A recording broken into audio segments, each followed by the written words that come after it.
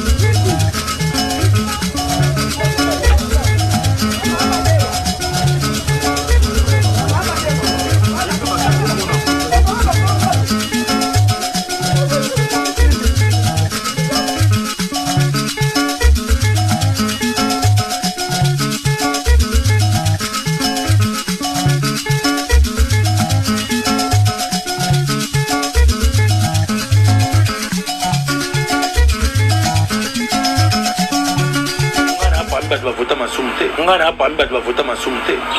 oza parmi nini nda navota masumu ndenge tozalaka bongo na biso nyonso moto atikala kovote aza te komona ke cercueil oyo ndeko na biso suzi akotelaki na se mabele emondo réellement vivant moto esombaki yango odela ya bacotisation minene oyo epesamaki na bakonzi ndenge basungaki ete mpesa ekomi kobangisa bato ya association oyo bapa masumu bazalaka lokola soki mbeba moso balobi maka bakwesi seke oneti fin du monde ya artiste na moni te omoni mpona kobanda kokweyisela bato il faut banda d'abord kosalela bato nayoki basuspendre Gabriel mpo na nga eza badécision moko dictatoriale badictateur basaka koma yo kosuspendre moto oyo adépendre na yo te ah oui est-ce Gabriel pa kolala pelo bia bibonga pe na suspendre bino parce que moto oyo dépend na bino te c'est une actrice elle est libre au suspendre nani parce que l'autre théâtre à cause de téléphone et puis aux ala nil et sans effet et puis aux ala nil et sans effet et puis aux ala nil et sans effet alors ba tu lokala Gabriel wana ba ça a besoin de toi na bango ba suspension ba na besoin mo to créer bango ba assistance sociale ah oui ba tout monde o ba ko landela bango mutu mo ba roya ko conseiller tala ko la kisa mutu grandeur na ye talomoni oyo zali tala chemin nango yango soko pour landi chemin oyo o kotika la longtemps que soko landi chemin oyo na ko peso biloko mibale pour ne pas aller loin si na réseaux sociaux sai mwana Kabila apesa Egypte